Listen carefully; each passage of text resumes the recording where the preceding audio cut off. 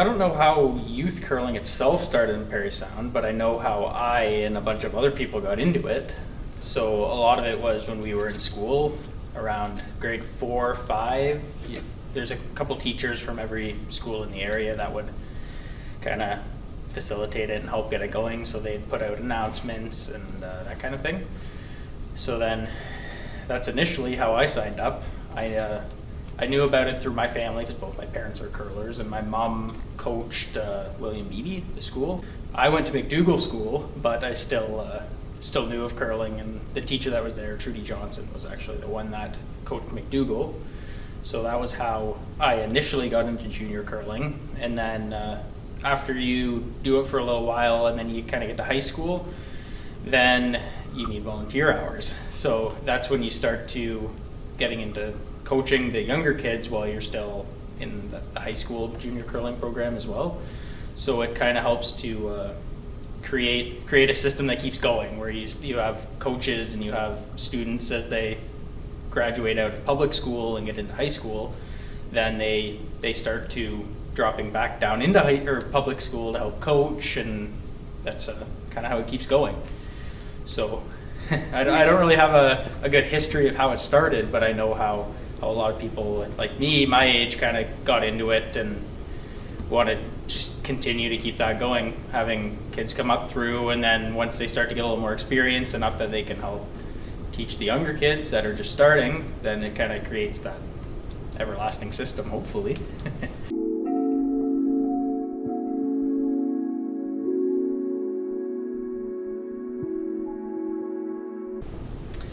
Yeah, I would say the thing with youth curling is a lot of times when people start, the kids start, they have no idea.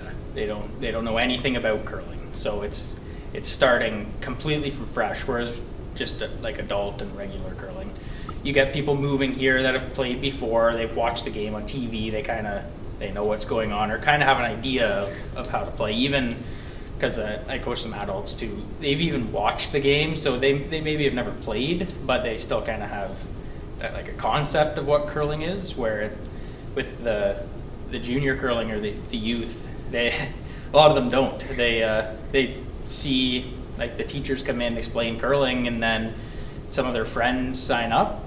So they sign up and they've never stepped on the ice, don't know anything about it. So that first day or two, first practice when they get on the ice, it's unique because they've never even stepped on the ice. They don't experience or never experienced the slide or how slippery it is. So that's a big one too when they first get there, is stepping on the ice and getting just used to walking on ice constantly. And so it is a little different in that regard, where the adults generally have a better idea of what curling is when they're coming into it, as opposed to just no idea, just starting completely fresh and eager to learn about what the game has to offer. Oh.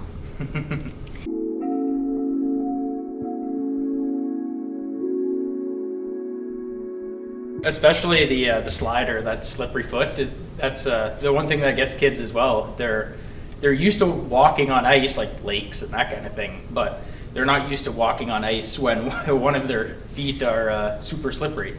So it's just a learning curve to start with when they first get on the ice, and they like to mess around, as kids do too. You like to rip back and forth with your slider on and all that. So it is it's unique that way, trying to corral them. And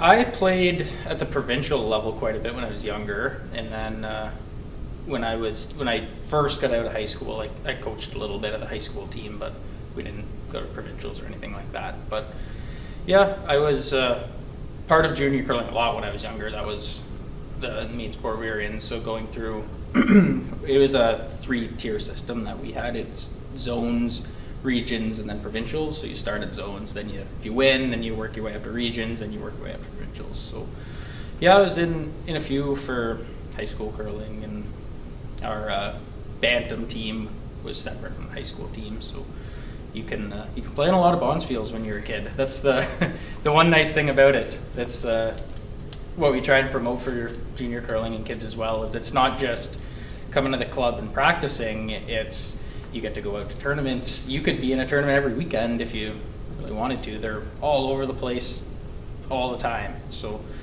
there's a lot of things to do with curling. You can come in, practice, you can play in different bonspiels. You're not just locked into coming in and playing like your people in the same club, or even there are bonspiels. I think the Posner Pavlov bonspiel is for just the junior curlers. So it's used to be all the schools in the area. I believe it still is. Quite a few of the schools in the area and schools from outside, like Coldwater, like Stroud. But so it gives kids a chance to play against people they normally wouldn't play against too, which is nice. You get a little more competition. You get that home club spirit. Where if you're from Parry Sound, you want to play other teams that aren't from Parry Sound.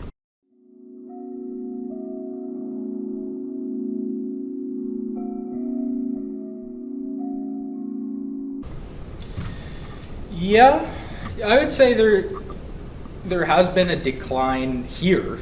I don't know about everywhere else. I feel like COVID played a pretty major role in that, because there wasn't a lot of extracurricular sports going on just in general. But I feel like compared to when I was younger, there was a lot of curlers for a lot of the different schools, so we could fill out multiple nights, whereas now we're down to just a couple nights. But I think it'll grow back. It's just that COVID kind of knocked it down. Same even with like the adults and everything too. The numbers dropped way down, and it's just a matter of trying to get people back, promote that in schools and everything, and just trying to get kids to see that it's a sport, it's a fun sport, it's a cheap sport. So that's another feature to try and just get more kids involved. And I think once one or two people in the school start to see and start to curl, then they bring their friends in. And because I know that's how I started too. You see, like, one of your friends says, "Oh, I'm gonna go curl on Tuesday nights," so you say, "Oh, I'll come out too." Why not? And then it kind of builds from there. So it's just getting those people that want to come out, and then trying to get them to bring more people out as well.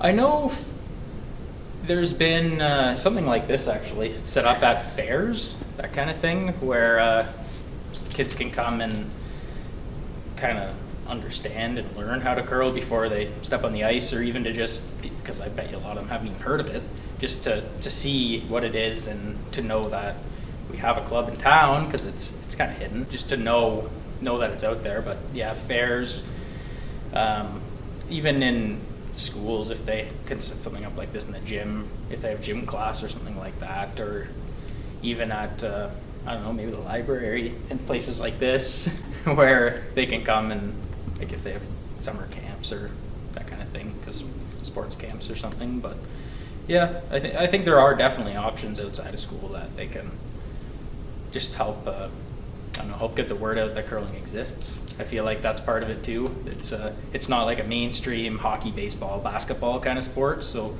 just trying to get the word out that it exists, and it's a fun sport. It's a sport you can play for a long time too. It's not just once you hit 25, you're shut down. You can keep playing for your whole life.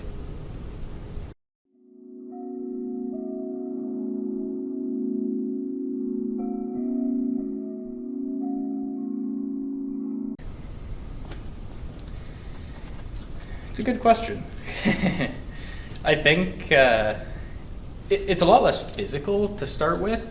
I mean, once you get up and a little higher and you start to sweep a lot, then it is very physical and it's really challenging. But just right when you first start off, it's a little bit less physical, but it's more, I would say, mentally challenging, because especially the whole strategy aspect of the game too. And it's more of a tight-knit team, whereas like a hockey team, you have 30 some odd kids, whereas your curling team, you have 4. So you get really close with the 4 people that you're playing with. So it has that added benefit of you're not just playing on a massive team where you could kind of do whatever you want. It's, you got 4 people and they're kind of relying on you, you're relying on them. So it really helps to build those relationships and helps to make it more fun and competitive too when you're younger, right? You want to get into competitions and that kind of thing. So it helps to build that competitiveness when you know you have the same 4 people constantly that you're always going to be playing with, and you're going to be playing against other teams with those 4 people all the time. So I think that's probably one of the bigger differences, the strategy and then the close-knit team.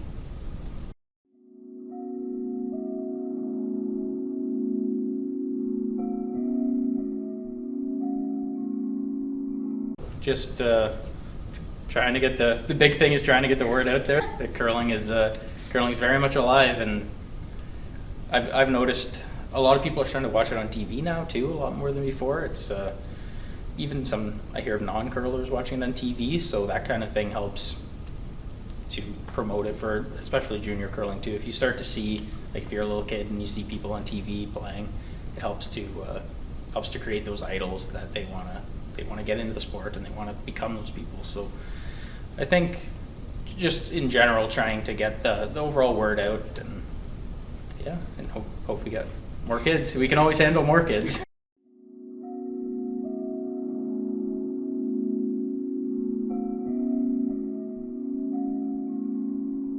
Glenn Howard. Funny enough, I actually saw him last year in Sault Ste. Marie.